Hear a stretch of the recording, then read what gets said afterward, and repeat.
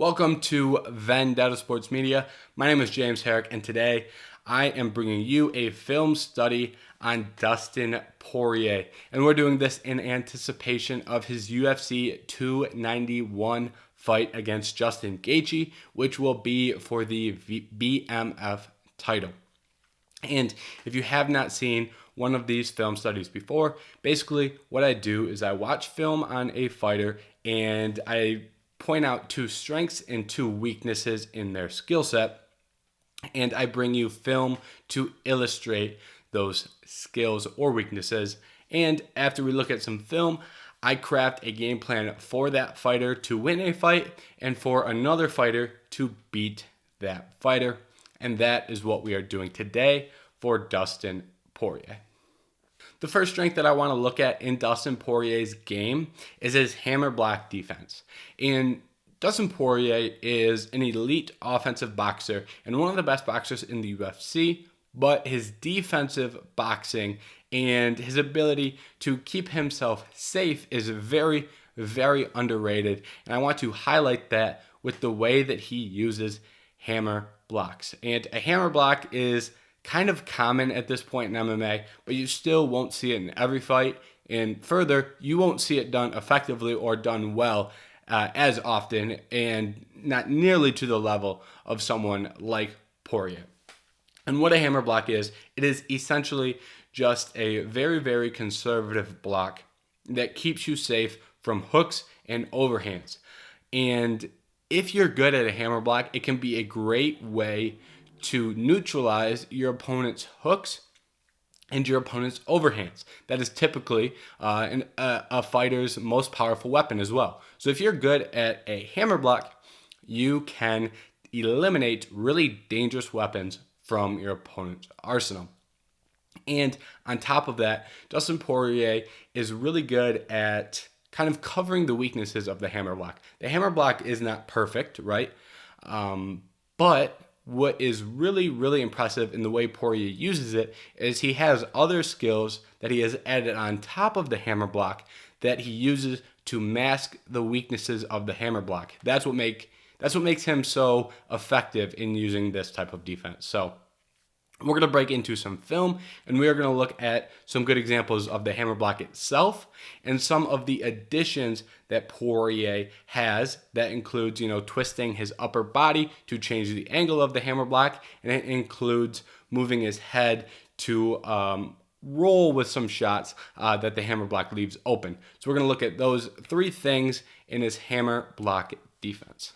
This is just a basic example of the hammer block, and you can see how Poirier uses his right hand to block his ear, and then the rest of his arm will block his chin. On top of that, he even twists a little to manipulate that angle so that Chandler hits more of the block. In this example, Chandler's able to land a nice straight, and we're going to look at that later in the weaknesses. But for now, what I want to point out is how Poirier uses the hammer blocks to block the follow-up shots and limit the damage he takes. One of the weaknesses in the hammer block defense is that when you bring your hands that high up, it can make it easier to land body kicks. But Poirier does a really good job of dropping that hammer block to block body kicks. And once he blocks the shot, he brings that block back up to his head to help him defend any follow-up shots that are coming. One of the weaknesses of the hammer block is that it can leave you in a position to get hit from the opposite side. You can see that here. Poirier uses that right hammer block to defend against the hook, but it leaves him in a bad position to get hit by the overhand right of Chandler.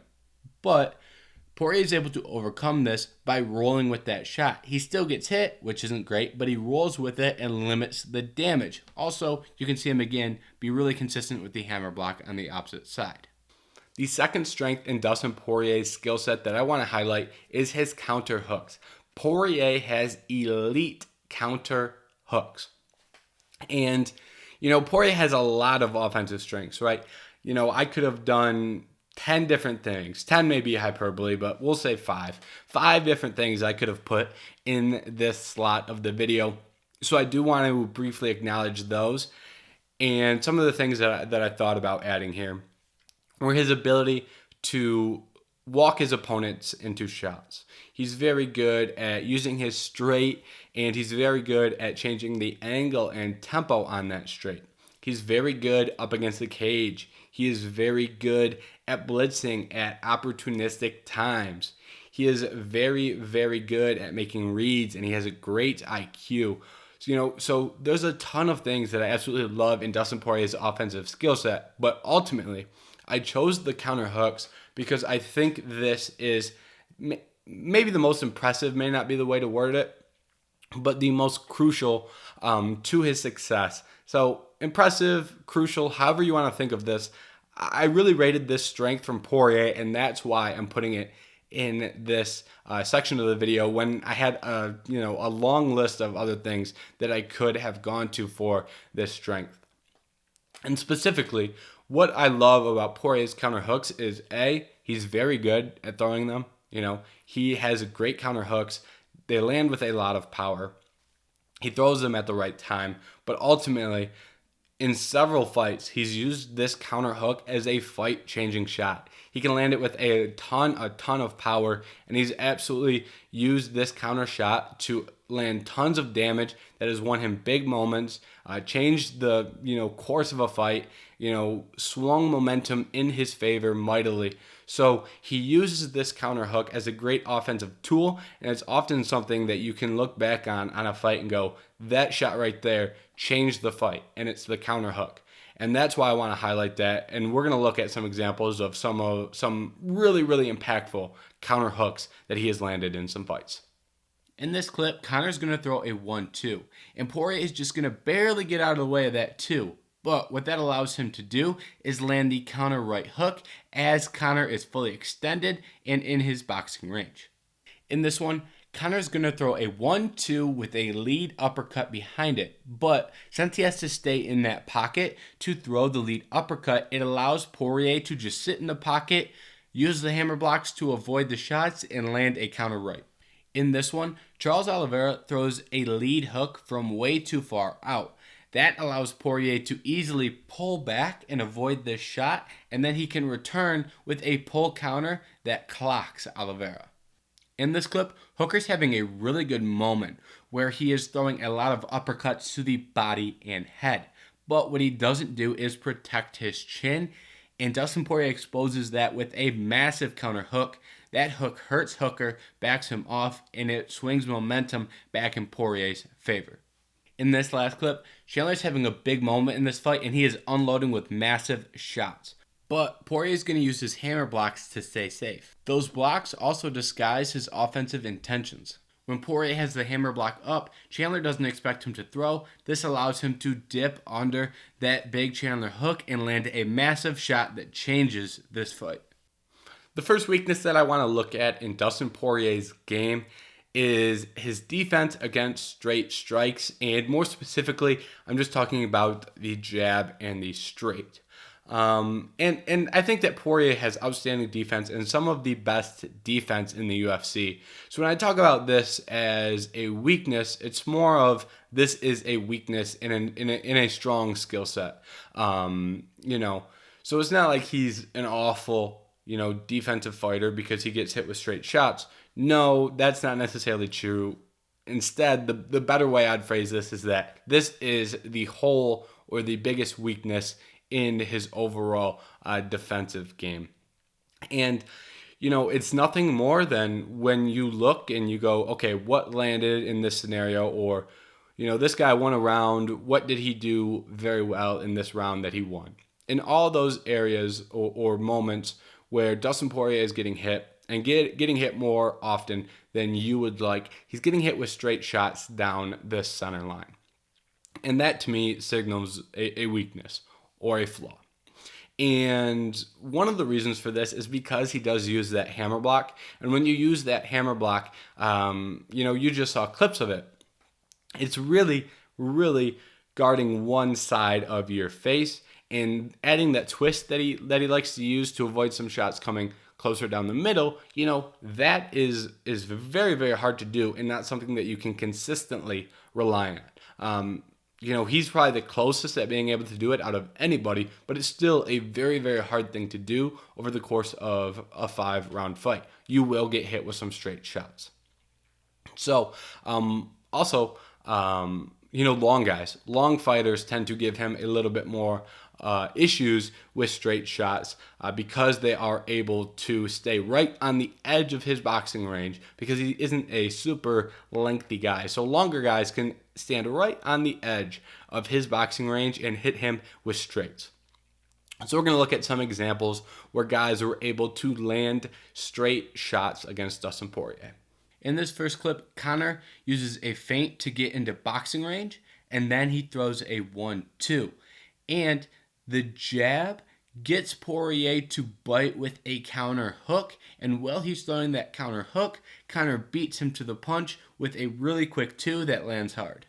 And then in the trilogy, Conor again lands a really nice 1-2. This time it's just really good timing as Poirier is entering the pocket.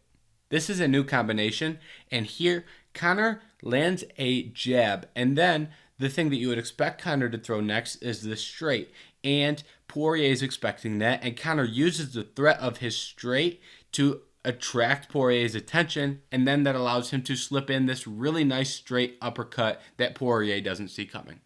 Chandler typically throws a lot of big hooks, but because of Poirier's hammer blocks, he made a great audible and began to throw more shots down the center line. On several occasions, we see Chandler enter as if he's going to be throwing a big wild hook, but he keeps his big shot straight and it hits Poirier on the chin despite Poirier having that hammer block. This is because he keeps the angle of the punch straight and down the center line rather than getting wild and throwing a big looping hook. The second weakness that I want to talk about in Dustin Poirier's skill set is his willingness to accept bottom position, and kind of more specifically, his willingness to close guard when he is on his back. So what this looks like is someone will be in full guard on top, and Dustin Poirier will close off his guard. And if you're not super familiar with what that position looks like, you will see in the film, so don't worry too much right now. I will show you the position here in a moment, but this is mainly done for two reasons. One, which Poirier did this against Charles Oliveira, is so that you can stifle your opponent's grappling offense. And it limits their ability to pass to half guard and full mount and really get to very, very dominant positions. The trade-off is that you cannot get back to your feet when you sit in a closed guard. And because of that, when guys go to a closed guard, the offensive fighter, the guy on top, is able to throw ground and pound shots and able to stack up a lot of control time from top. So I'm not a big fan of that. Those are not two things that you really want to be on the receiving end of. Losing minutes and losing rounds, and you don't want to be on the receiving end of ground and pound.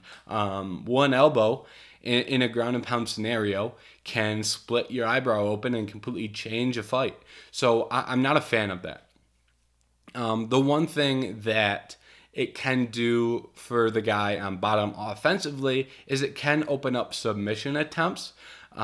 Poirier is a BJJ black belt, and in several fights he has used the close guard to work to submission attempts. Against Chandler, he had a triangle choke, and we're going to look at that and why that didn't necessarily work out well for him. Against Hooker, he attempted some submissions as well, but I really rate Poirier's submissions, off his back. I really rate them highly. I think he's a good BJJ practitioner. However, the issue is that Poirier has one submission in the lightweight division in the UFC, and that did not come off his back. So when I see him attempt submissions off his back, I really don't understand the point when he doesn't get them. And the closest he's been to getting a submission off his back has been his great guillotine. But that is not gotten from close guard. You can, but Poirier is better at getting that when guys are attempting takedowns. So I don't love this from Poirier. And, there are other fighters on the UFC roster that do this as well. It's not just Poirier. This isn't a weakness unique to him. Someone like Charles Oliveira, who Dustin fought. Charles Oliveira does this well and does this a lot, and I don't like it when he does it either.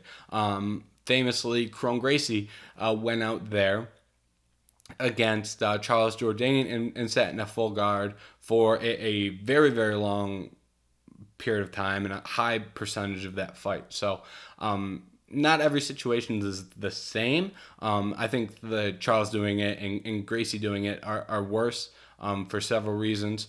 Some areas is better. Don't want to get in the weeds of all that. But regardless, this is not just a weakness to Poirier. It's a weakness to a lot of guys. And personally, I would much rather see Poirier just get back to his feet. You know, you're outboxing guys. There's no reason to accept position on your back. And furthermore, Poirier is good at getting to his feet. It's not like he's completely, can't get back to his feet when he's on his back. He has the skills to get up, but he often chooses to not use them or wait too long to use them. So I would rather see that tendency change. And now we're going to get into some film. I know they got a little ranty, but now we're going to get into some film and show some examples of him using this closed guard and what it can result in. We're going to start with this sweep against Charles Oliveira, and what I want to highlight is how quickly he closes his guard from the bottom.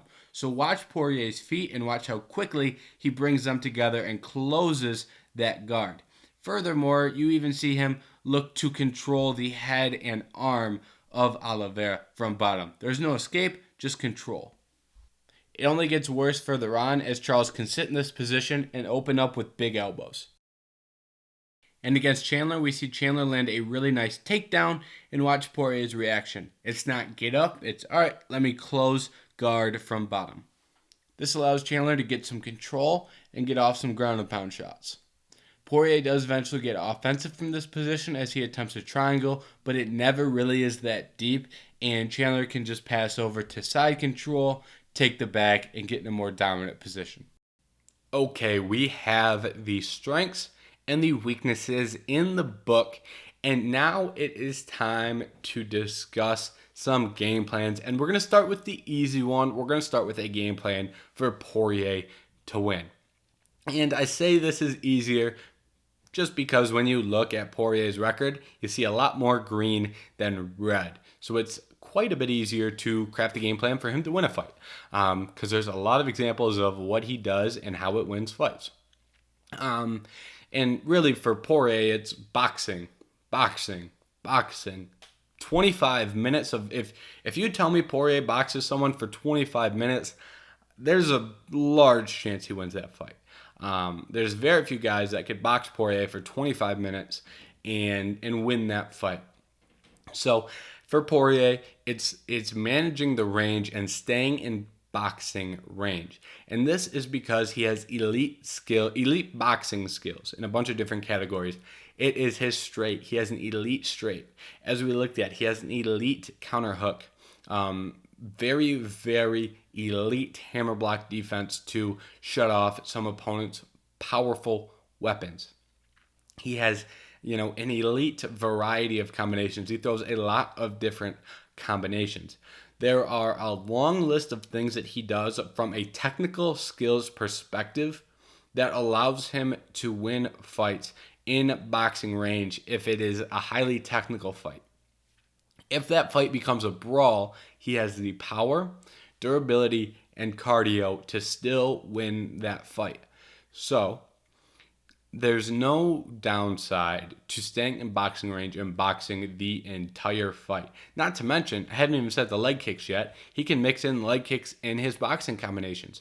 So if you put Poirier in boxing range and tell him to box, he is going to win a ton of fights. And Poirier is a unique guy who I think Poirier can find success being first or being last. What I mean by that is Poirier can win with an offensive mindset.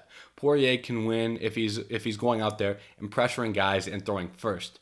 But he can also win if he's fighting on the back foot and looking for counters. So he can use those skills as well to kind of craft the game plan for what works better against his opponent in any given scenario. And that is another just element of his boxing that is very, very special. So for Poirier on the feet, it's stay out of kicking range, stay out of range of long strikers and their longer weapons, get in their face and box. And that will win you a lot of fights.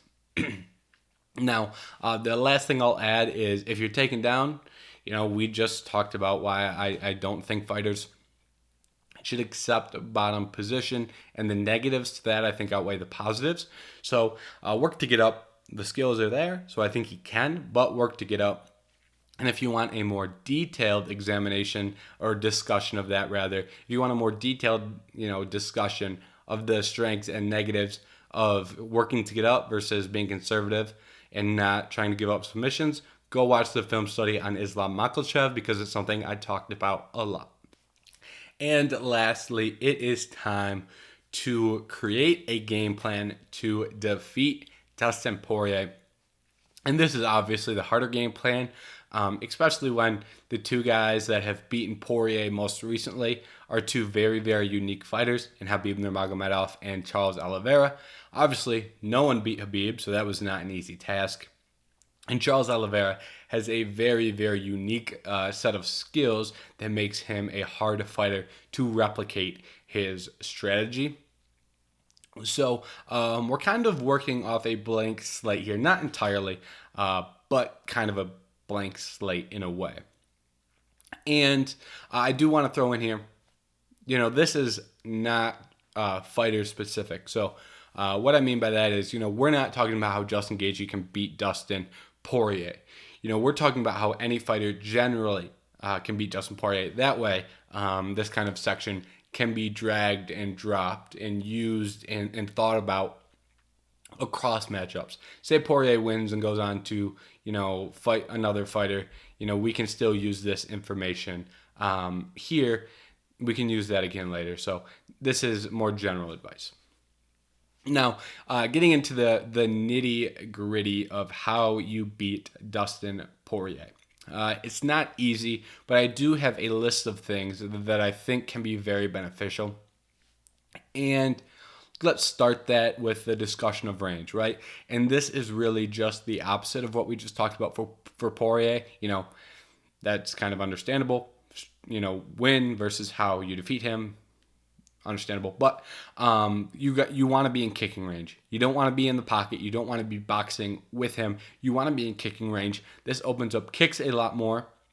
And guys have found success using leg kicks against Poirier. He's a good offensive leg kicker, but you can kick him yourself. The first Justin Gaethje fight is a good example of that. Dan Hooker, I believe it was, had a good example of that.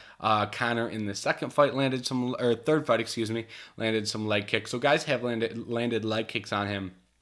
Additionally, if you're able to stay at kick range, if you're a long fighter, you can use those straight shots more effectively. Once again, we saw some clips from that earlier. Conor, Hooker, even Chandler landed some really solid straight shots, and that is from staying at kicking range. And even when those guys landed punches, they were either A,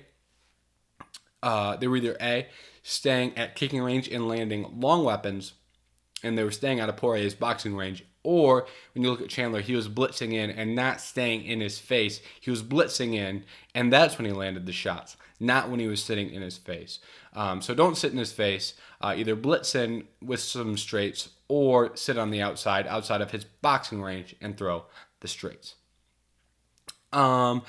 Moving on from there, movement-wise, and this kind of relates to distance as well. Movement-wise, you don't want to be up against the fence. You don't want your back to the fence more. That's probably a bigger stress. When your back is to the fence, that allows Poirier to really pressure you and get very, very close in the pocket, and he can get really offensive in those scenarios. So that is awful. Also, be careful when you have Poirier back down. 9 times out of 10, that is a very offensive position. When you are a fighter and you have another fighter back down and you have them up against the cage, Poirier is better at striking with his back up against the cage than 99% of fighters, right? He is very, very good in that position. So I would advise to keeping it in the open. You don't want to get backed up, and backing him up is not as appealing of an idea as you may assume.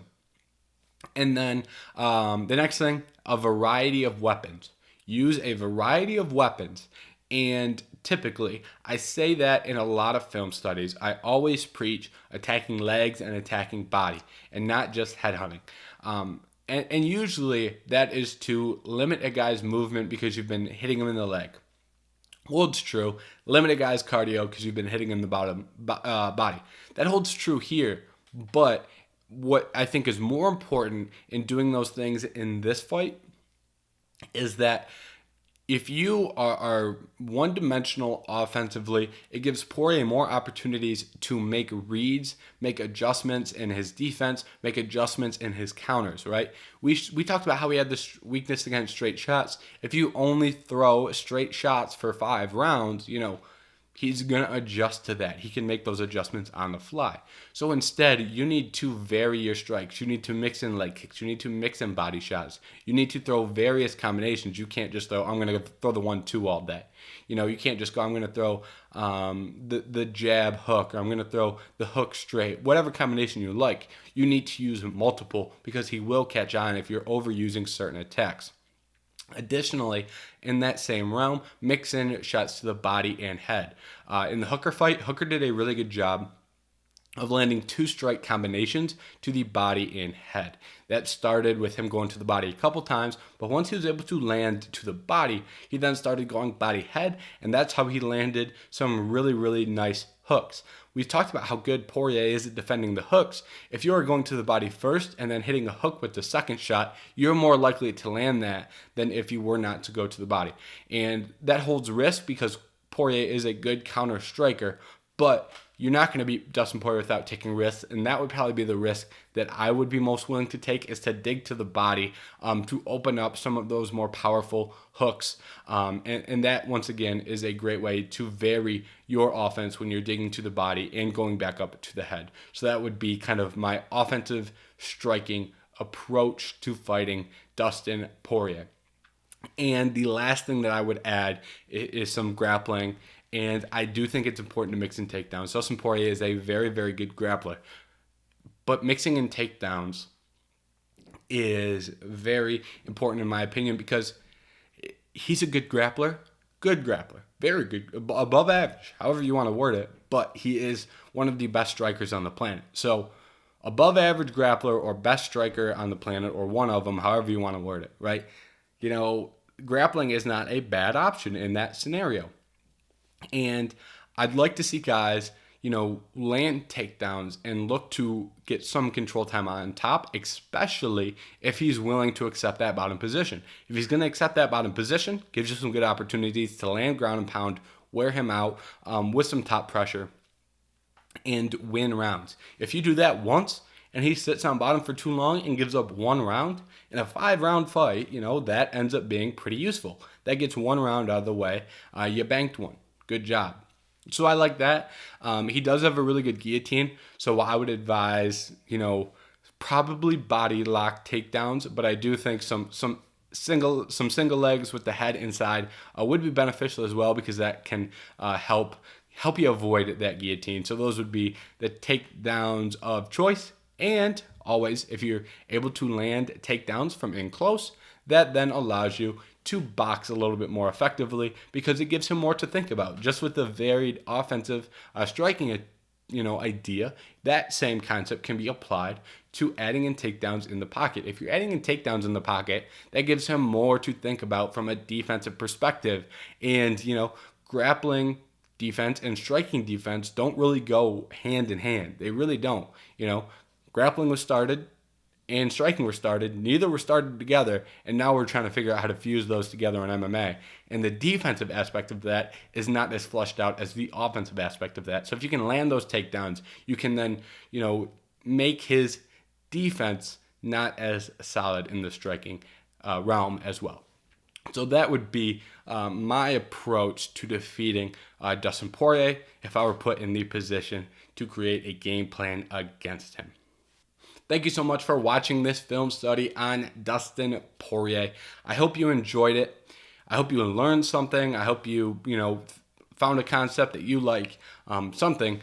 If you did, there are, at this point, quite a few other film studies out there. No Justin Gaethje, which kind of sucks, but there are some other guys who are great fighters as well and can provide some value as well. So go check those out. And also subscribe to Vendetta Sports Media, the YouTube channel, and go visit the website, vendettasportsmedia.com. And we're also on Newsbreak. You can find our profile there as well.